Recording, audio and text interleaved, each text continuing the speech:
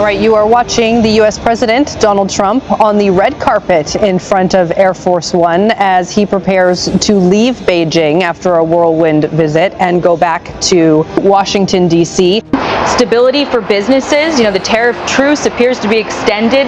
He held firm on Taiwan, and he wasn't asking for any help from China with Iran in the first place. ፕሬዚዳንት ዶናልድ ትራምፕ የቻይና ጉብኝታቸውን አጠናቀው ወደ ዋሽንግተን በሚመለሱበት በረራ ላይ ናቸው። ከቻይናው ፕሬዚዳንት ሺ ጂንፒንግ ጋር ፈታኝ ውይይቶችን አድርገዋል። ንግድ፣ ታይዋንና ኢራን ወሳኞቹ ናቸው። በመግቢያችን ላይ የተከታተላችሁት ከዚሁ ጋር የተያያዘውን ነው። ይዘነዋል።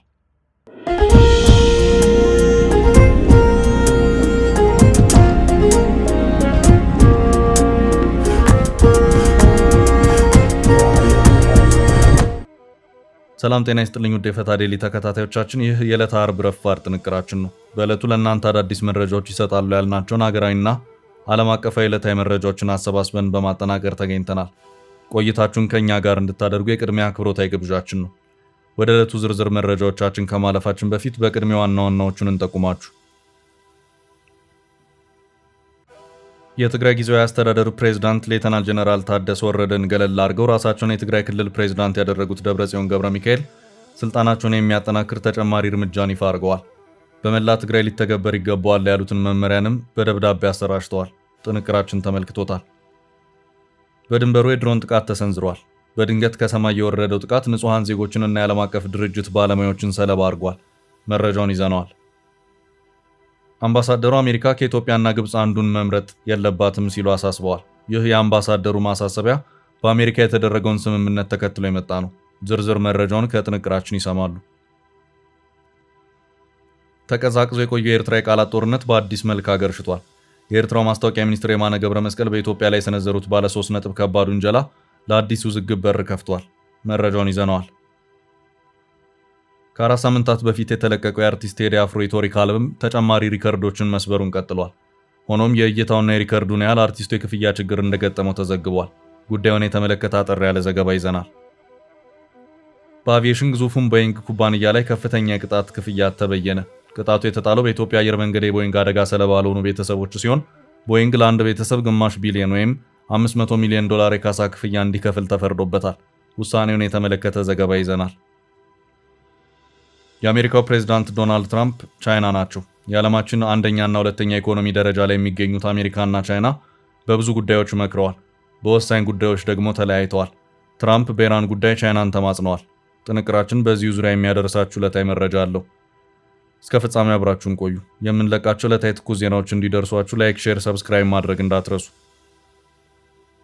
ሜሪት ፕሮፐርቲስ ከ1.7 ሚሊዮን ብር ሙሉ ክፍያ ጀምሮ ዘመናዊ ንግድ ሱቆችን በመሃል መርካቶ ተክለ ሃይማኖት አቀረበ። G+4 ዱባይ ሞል ስታንዳርድ የሆኑት ሞሎች ከ11 ካሬ እስከ 2000 ካሬ አማራጭ ያላቸው ሲሆን ከ440 ሺህ ብር ቅድመ ክፍያ ጀምሮ በአንድ ዓመት ጊዜ ውስጥ ይረከባሉ። በተመሳሳይ በመሃል ፒያሳ አራዳ ፓርክና ፍሬንድሺፕ ፊት ለፊት እስከ 30% ቅናሽ የተደረገላቸው መኖሪያ ቤቶችንም ማክለናል። ባለ 1 መኝታ በ4.2 ሚሊዮን ሙሉ ክፍያ፣ ባለ 2 መኝታ በ8.3 ሚሊዮን ሙሉ ክፍያ፣ ባለ 3 መኝታ በ11.3 ሚሊዮን ሙሉ ክፍያ።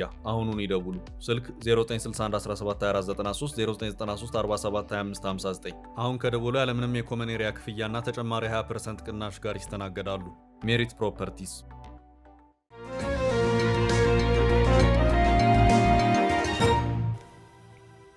በድንበሩ የድሮን ጥቃት ተሰነዘረ።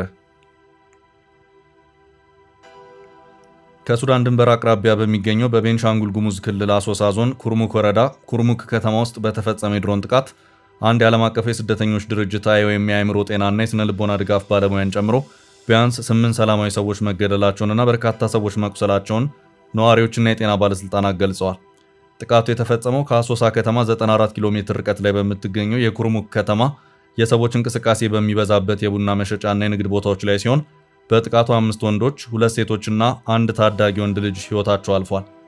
የዓይን እማኞች ድሮኑ የመጣው ከሱዳን ብሉ ናይል ግዛት አቅጣጫ መሆኑን ጠቅሰው የሱዳን ጦር ከፈጣን ድጋፍ ኃይሎች RSF ጋር እያካሄደ በነበረው ከባድ ውጊያ ወቅት የፈጣን ድጋፍ ኃይሎች ወደ ድንበሩ ገብተዋል በሚል እምነት ጥቃቱን እንደሰነዘረ ለአዲስ ስታንዳርድ በሰጡት ምስክርነት አረጋግጠዋል። ነዋሪዎች ጥቃቱ የተፈጸመው ሚያዝያ 21 ቀን 2018 ዓ.ም ከቀኑ 5 ሰዓት ገደማ መሆኑን ጠቅሰው በጥቃቱ የቆሰሉ ሰዎችን ለማግኘት በአካባቢው ያለ የጸጥታ ችግር ምክንያት አሁንም አስቸጋሪ ሆኖ የቀጠለ መሆኑን አመልክተዋል። በከባድ ሁኔታ የቆሰሉ ንጹሃን ዜጎች በሚያዝያ ወር መጨረሻ በተደረገላቸው ድንገተኛ ቀዶ ጥገናና የመጀመሪያ እርዳታ በዓለም አቀፉ የቀይ መስቀል ኮሚቴ ICRC ተሽከርካሪዎች ወደ ከፍተኛ ሕክምና ተቋማት ተልከዋል። በሌላ በኩል የአሳዛኝ የድንበር ጥቃት የተከሰተው በሱዳን ያለው የእርስ በርስ ጦርነት ከፍተኛ የስደተኞች መፈናቀል በፈጠረበት ወቅት ነው። እንደ ዓለም አቀፍ የስደተኞች ድርጅት IOM ይፋዊ መረጃ እንደ አውሮፓውያን አቆጣጠር ከጥር 3 እስከ ግንቦት 4 ቀን 2026 ባለው ጊዜ ውስጥ ብቻ በሱዳን ብሉ ናይል ግዛት በግምት 50,000 ሰዎች ወይም 10,000 አባወራዎች የተፈናቀሉ ሲሆን ይህም ካለፈው ወር ጋር ሲነጻጸር የ77 በመቶ ጭማሪ አሳይቷል። የሱዳን መንግስትና የጀነራል አብዱል ፈታህ አልቡርሃን የጦር ኃይሎች ደጋፊዎች ጥቃቱ በድንበር አካባቢ ያለው የሽብርና የአማጽያን እንቅስቃሴዎችን ለመግታት የታለመ መሆኑን ቢገልጹም የተፈጸመ አየር ድብደባ ዓለም አቀፍ የሰብአዊ መብት ተሟጋቾችንና የረድኤት ድርጅቶችን ክፉኛ አስቆጥቷል። በተለይም ንጹሃን ዜጎችና የሰብአዊ መብት ባለሙያዎች ላይ የሚፈጸሙ መሰል ጥቃቶች በአስቸኳይ እንዲቆሙና የሱዳን ግጭት ወደ ጎረቤት ሀገራት የመሻገር አዝማሚያው በዲፕሎማሲያዊ መንገድ እንዲገታ ግፊት እየተደረገ ይገኛል።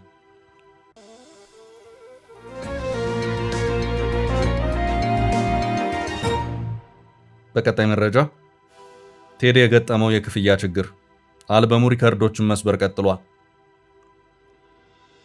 ከ4 ሳምንታት በፊት የተለቀቀው የአርቲስት ቴዲ አፍሮ ኢትዮሪክ አልበም ተጨማሪ ሪከርዶችን መስበሩን ቀጥሏል። ሆኖም የእይታውና የሪከርዱን ያህል አርቲስቱ የክፍያ ችግር እንደገጠመው ተዘግቧል። እንደ ዜና ምንጩ አዲስ ኢንሳይት ዘገባ አልበሙ በዓለም አቀፍ ደረጃ በአልበም መልቀቅ ክንውን ከፍተኛ ሪከርዶችን ቢሰብርም የዩቲዩብ የኢትዮጵያ ክፍያ አሰራርና ፖሊሲ ግን አርቲስቱ ማግኘት የሚገባውን ገቢ እንዳያገኝ አድርጎታል። አሁን ላይ ሙሉ አልበሙ በ4 ሳምንት ውስጥ በድምሩ 148 ሚሊዮን እይታዎችን በዩቲዩብ አግኝቷል። ይህም አልበሙ በአፍሮቢት በዓለም ላይ ከሰሞኑ እየተደመጡ ካሉ እንደ በርና ቦይ እና ዊዝኪድ ካሉ ዝነኛ አርቲስቶች አልበም እይታ በላይ ማግኘቱን ዘገባው አመልክቷል።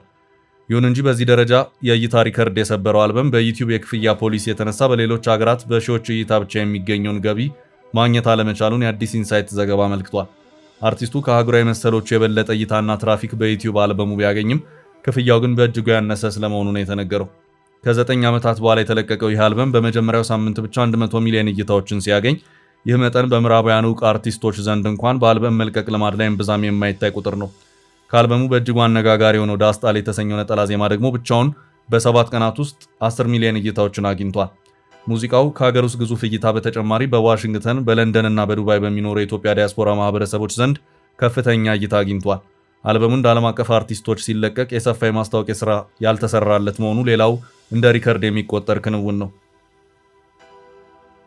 በዚህ ደረጃ የታየ አልበም ክፍያ ግን ከሚገባው በእጅጉ ያነሰ መሆኑ በንጽጽር ቀርቧል። ዩቲዩብ በአካባቢያዊ ወይም ጂኦግራፊክ የማስታወቂያ ገቢ ላይ የተመሰረተ ክፍያ ለይዘት ፈጣሪዎች የሚፈጽም ሲሆን በኢትዮጵያ ውስጥ ማስታወቂያ በፕላትፎርሙ የሚስተናገድ ባለመሆኑ የሀገር ውስጥ እይታ ከክፍያ ውጭ መሆኑን የተዘገበው። በአሜሪካ ወይም በእንግሊዝ የ1000 እይታዎች አማካይ ክፍያ ወይም ሲፒኤም ከፍተኛ ሲሆን እንደ ናይጄሪያና ደቡብ አፍሪካ ባሉ ሀገራት ደግሞ እይታዎች የተወሰነ ዶላር ያስገኛሉ። ኢትዮጵያ ውስጥ ግን ይህ ቁጥር ወደ ዜሮ ይጠጋል። ዩቲዩብ በኢትዮጵያ ሀገር ውስጥ የማስታወቂያ ገበያ ወይም ሎካላይዝድ አድቨርታይዚንግ ማርኬት ጨርሶ የሌለው መሆኑ ለችግሩ ዋነኛ ምክንያት መሆኑ ተገልጿል። እንደ ቴዲ አፍሮ ላሉ አብላጫ አድናቂዎቻቸውና ተከታዮቻቸው በሀገር ውስጥ ለሚገኙ አርቲስቶች ከዩቲዩብ የሚገኘው ክፍያ በእጅጉ ያነሰ መሆኑ አሳሳቢ ችግር መሆኑን ዘገባው አመልክቷል። የዩቲዩብ የክፍያ ስርዓት በኢትዮጵያ ሙሉ በሙሉ አለመተግበሩንና መሰል ችግሮችን ለማለፍ የኢትዮጵያ የዩቲዩብ ይዘት ፈጣሪዎች ገጾቻቸውን በሶስተኛ ሀገር በኩል እስከ መክፈት እንደሚገደዱም ዘገባው አስፍሯል።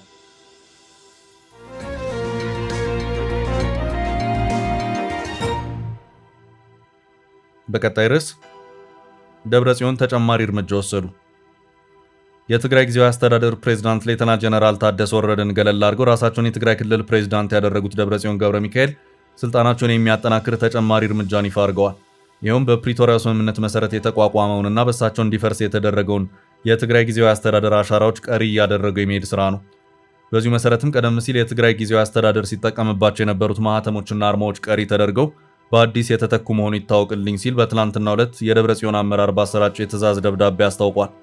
በዚህም በትግራይ ክልል የመንግስት ስያሜና አርማ አጠቃቀም ላይ አዲስ መመሪያ ያስተላለፈው የደብረጽዮን አመራር በትግራይ ክልላዊ መንግስት የፕሬዝዳንት ጽህፈት ቤት በወጣ ይፋዊ ደብዳቤ የደብረጽዮን አዲሱ አመራር በክልሉ የሚገኙ ሁሉም የመንግስት መስሪያ ቤቶች፣ የዞንና የወረዳ አስተዳደሮች ከግንቦት 1 ቀን 2018 ዓ.ም ጀምሮ ህገ መንግስታዊ ስያሜን፣ ብሔራዊ አርማንና ማህተምን እንዲጠቀሙ አሳስባለሁ ሲል አስታውቋል።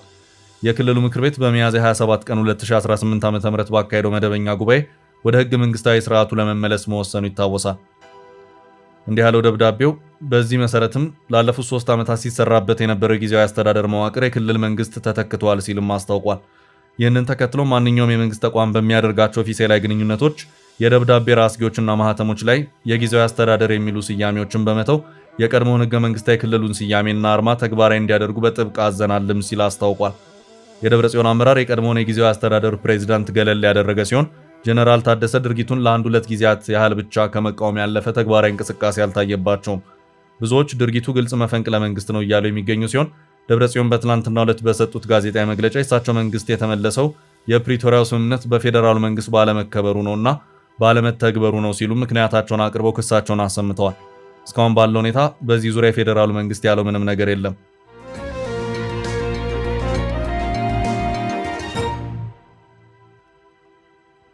ወደ ቀጣይ ርዕስ አለፍን። ትራምፕ ቻይናን ተማጸኑ። የቻይናና ኢራን ግንኙነት በእጅጉ ያሳሰባቸው ፕሬዝዳንት ዶናልድ ትራምፕ በቻይና እያደረጉት ባለው ጉብኝት ከወሳኝ አጀንዳዎቻቸው መካከልም አንዱ አድርጎ በመያዝ የቻይናውን ፕሬዝዳንት ጂ ጂንፒንግ ተማጽነዋል። ትራምፕ የቻይና ጉብኝታቸውን አጠናቀዋል። ሆኖም በርካታ ጉዳዮች በስምምነት አልተዘጉም። ከኢራን ጋር በተያያዘ ትራምፕ ተማጽኖ ሁለት መልክን የያዘ እንደሆነ ዘገባዎች አመላክተዋል። አንደኛው ቻይና ለኢራን የጦር መሳሪያ እንዳታቀርብ ሲሆን፣ ሌላኛው ደግሞ ኢራን የዘጋችውን የሆርሙዝ ወሽመጥ እንድትከፍት ለማድረግ ቻይና በኢራን ላይ ተጽዕኖዋን እንድታሳርፍ ነው። ትራምፕ በኢራን ጉዳይ ቤጂንግ ላይ ሲወያዩ፣ በሌላ አቅጣጫ አረብ ኤምሬት የባህር ዳርቻ ወጣ ብሎ በሚገኝ ስፍራ የኢራን ወታደሮች መርከብን የማገታቸው ዜና በሰፊው እየተዘገበ ነበር። ትራምፕ ከዚሁ ጋር በተያያዘም ከጂ ጂንፒንግ ጋር ስለ ኢራን ጦርነት ከተነጋገሩ በኋላ ለፎክስ ኒውስ በሰጡት ማብራሪያቸው እውነቴን ነው የምላችሁ በኢራን ጉዳይ ትዕግስቴ እየተሟጠጠ ነው ሲሉ ተናግረዋል። ዋይት ሃውስ ትራምፕና ጂ በውይይታቸው ወቅት የሆርሙዝ ወሽመጥ ክፍት እንዲሆን ተስማምተዋልም ተብሏል። ቻይና ለኢራን የጦር መሳሪያ የምታቀርብ እንደዚሁም የኢራንን ከፍተኛ የነዳጅ ምርትም የምትሸምት ሀገር ናት። ከዚህ አንጻርም በኢራን ባለስልጣናት በኩል ያላት ተሰሚነት ከፍ ያለ መሆኑም ይነገራል። ትራምፕ መጠቀም የፈለጉትም ይህንኑ የቻይናን ተሰሚነት ነው። ሆርሙዝን በማስከፈቱ ረገድ ትራምፕ ከኢራን ጋር በመፋለምም በማስፈራራትም እንደዚሁም በማግባባትም ሊሳካላቸው አልቻለም። እስራኤልና አሜሪካ የካቲት 21 2018 ዓ.ም ጦርነት ከከፈቱባት በኋላ ኢራን ያጸፋ እርምጃ በመውሰድ የሆርሙዝ ወሽመጥን የዘጋች ሲሆን ከዚሁ ጋር በተያያዘም ከጦርነቱ በፊት በሰባዎቹ ዶላር ይሸጥ የነበረው አንድ በርሜል ድፍድፍ ነዳጅ በአሁኑ ሰዓት $100 የተሻገረበት ሁኔታ ታይቷል። ትራምፕ የኢራንን ጉዳይ ሲያነሱ በሌላ አቅጣጫ ቻይና ታይዋንን በተመለከተ አሜሪካ የምትከተለውን ፖሊሲ እንድትቀይር የቻይናው ፕሬዝዳንት ጂ ጂንፒንግ ጠይቀዋል። ታይዋን ሀገር ነኝ ትላለች፣ ቻይና ደግሞ ታይዋን ሉዓላዊ ሀገር ሳትሆን የሉዓላዊ ግዛት አንድ አካል ናት ትላለች። በዚህ መሃል አሜሪካ ለታይዋን ከፍተኛ ወታደራዊ ድጋፍ በመስጠት ራሷን ከቻይና ወረራ እንድትከላከል የሚያስችላትን ጡንቻ እንድታፈረጥም ታደርጋለች። ይህ ሁኔታ ቻይናን ክፉኛ እንዳስቆጣ ቀጥሏል። ሁልጊዜም የሁለቱ ሀገራት የልዩነት ነጥብ ላይ የምትነሳው ታይዋን ናት። የውጭ ጉዳይ ሚኒስትሩ ማርኮ ሩቢዮ ታይዋንን በተመለከተ አሜሪካ በታይዋን ላይ ያዘችው ፖሊሲና አቋም ዛሬም ድረስ አልተቀየረም በማለት ለኤንቢሲ ኒውስ ተናግረዋል። አሜሪካ በታይዋን ጉዳይ ያላትን የዓመታት አቋም ባልቀየረችበት ሁኔታ ቻይና በኢራን ጉዳይ አሜሪካንን ልታግዝ ትችላለች የሚለው ጉዳይ አጠራጣሪ ተደርጎም እየተወሰደ ነው። ትራምፕ ጉብኝታቸውን አጠናቀው ወደ ዋሽንግተን በጉዞ ላይ ናቸው። All right, you are watching the U.S. President Donald Trump on the red carpet in front of Air Force One as he prepares to leave Beijing after a whirlwind visit and go back to Washington, D.C. Stability for businesses. The tariff truce appears to be extended. He held firm on Taiwan, and he wasn't asking for any help from China with Iran in the first place.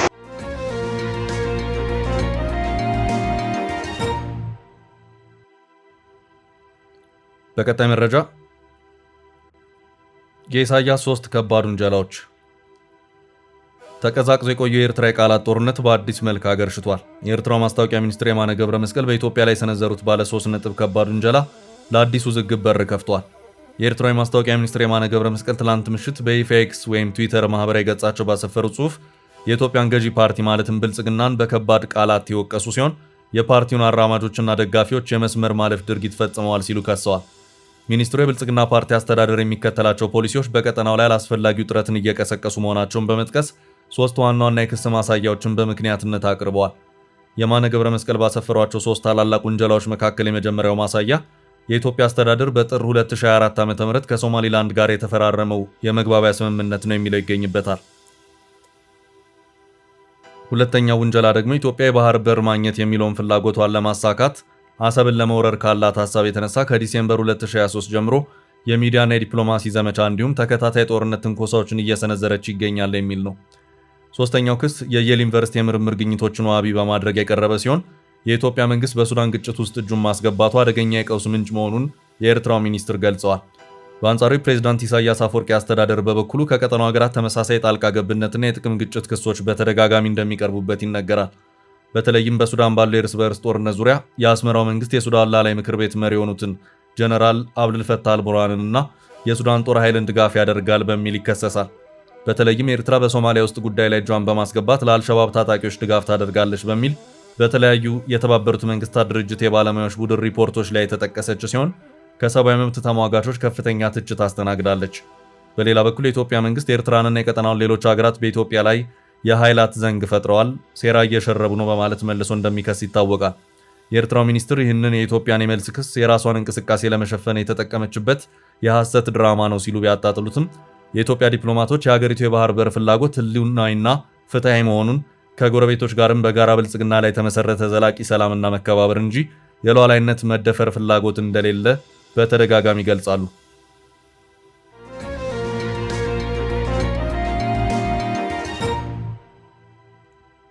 በቀጣይ መረጃ ትራምፕ ከኢትዮጵያና ግብፅ አንዱን እንዳይመርጡ አምባሳደሩ አሜሪካ ከኢትዮጵያና ግብፅ አንዱን መምረጥ የለባትም ሲሉ አሳስበዋል። ይህ የአምባሳደሩ ማሳሰቢያ በአሜሪካ የተደረገውን ስምምነት ተከትሎ የመጣ ነው።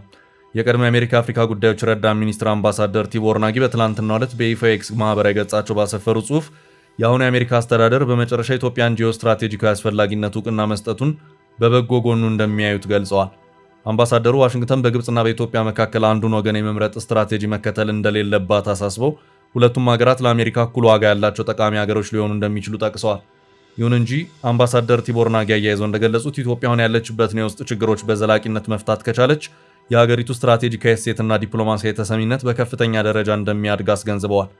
ይህ የአምባሳደሩ አስተያየት የመጣው የኢትዮጵያና የአሜሪካ ከፍተኛ ባለስልጣናት በዋሽንግተን ዲሲ ተገናኝተው አዲስ የሁለትዮሽ ትብብር ማዕቀፍ ከተፈራረሙ በኋላ ነው። ይህ ስምምነት በሁለቱ ሀገራት መካከል ያለውን ግንኙነት በተለይም በኢኮኖሚ፣ በንግድ፣ በደህንነትና በቀጠናዊ ሰላም ዙሪያ በይፋ የሚያስተሳስር አዲስ ምዕራፍ መሆኑ እየተነገረ ሲሆን ዋሽንግተን በቅርቡ በኢትዮጵያ ላይ ጥላ የነበረውን የጦር መሳሪያ ኤክስፖርት ገደብ ሙሉ በሙሉ ማንሳቷም ከዚህ ስምምነት ጋር ተያይዞ በቀጠናው ላይ አዲስ የዲፕሎማሲ ትኩሳት ፈጥሯል። የኢትዮጵያ መንግስት ደጋፊዎች ይህን ስምምነት የሀገሪቱ የዲፕሎማሲ ድልና በዓለም አቀፍ መድረክ ያላትን ተሰሚነት ዳግም ያረጋገጠ እርምጃ አድርገው በመቁጠር በከፍተኛ ሁኔታ እያከበሩት ይገኛል። በሌላ በኩል ይህ የአሜሪካና የኢትዮጵያ ስምምነት በተለይም በሶማሊላንድ የወደብ ጉዳይና በሱዳን ቀውሱ ዙሪያ ከኢትዮጵያ ጋር ዲፕሎማሲያዊ ፍጥጫ ውስጥ ባሉ እንደ ኤርትራና ግብፅ ባሉ የቀጠናው ሀገራት ዘንድ በስጋት መታየቱ አልቀረም። ተቺዎችና የጎረቤት ሀገራት ተሟጋቾች ዋሽንግተን ለኢትዮጵያ የምታሳየው አዲስ መቅረብና የጦር መሳሪያ እገዳ ማንሳት በአፍሪካ ቀንድ ያለውን የኃይል ሚዛን ሊያናጋ ይችላል የሚል ስጋት አላቸው። ይሁን እንጂ አሜሪካ የውጭ ጉዳይ ሚኒስቴር ይፋዊ መግለጫዎች እንደሚያመለክቱት አሜሪካ ከኢትዮጵያ ጋር የምታደርገው አዲስ ትብብር በቀጠናው ሰላምን ለማስፈንና ሽብርተኝነትን በጋራ ለመዋጋት ያለም እንጂ የጎረቤት ሀገራትን ጥቅምና ሉዓላዊነት ለመንካት ታስቦ የተደረገ አይደለም።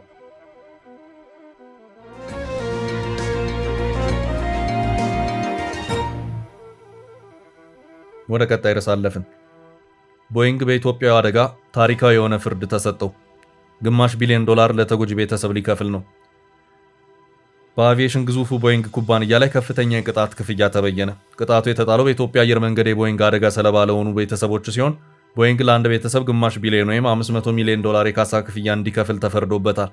ይህ ውሳኔ በቦይንግ 737 ማክስ አውሮፕላን የክስ ታሪክ ውስጥ ለአንድ ግለሰብ የተፈረደ ከፍተኛው የካሳ መጠን ሆኗል።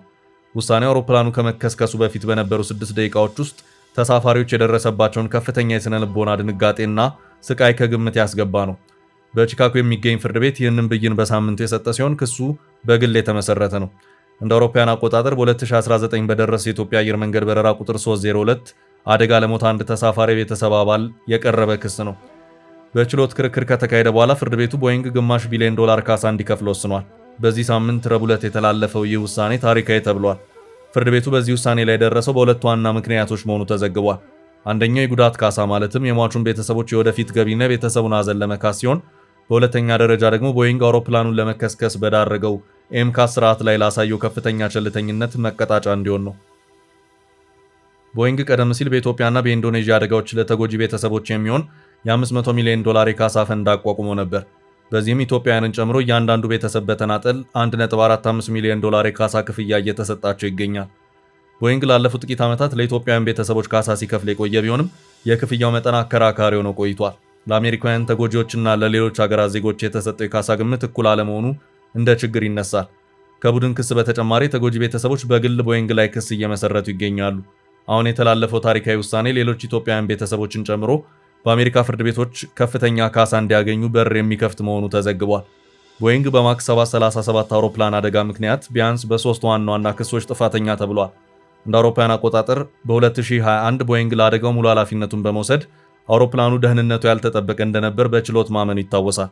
በዚህም ቦይንግ የወንጀል ክሶችን ለማቋረጥ ለአሜሪካ መንግስት $2.5 ቢሊዮን ክፍያ እንዲፈጽም ተገዷል። እንዲሁም በ2023 በተሳፋሪዎቹ ላይ ለደረሰው ስነ ልቦናዊ ስቃይ ማለትም ተሳፋሪዎች ከመሞታቸው በፊት የደረሰባቸውን ፍርሃትና ጭንቀት ታሳቢ ተደርጎ ካሳ እንዲከፍል ተበይኖበታል። በኢትዮጵያና በኢንዶኔዥያ የ737 ማክስ አውሮፕላን አደጋዎች በድምሩ 346 ሰዎች ሕይወታቸውን ማጣታቸው የሚታወስ ነው። ውድ ቤተሰቦቻችን ለዛሬ ያዝንላችሁን ርዕሰ ጉዳዮች እዚህ ላይ ቋጨን። ላይክ፣ ሼር እና ኮሜንት በማድረግ ለቻናላችን ድጋፋችሁን መግለጽ እንዳትዘነጉ እያልን ከሌሎች መረጃዎች ጋር ደግመን እስክንገናኝ ቸር ያሰማን ስንል ተሰናበትን።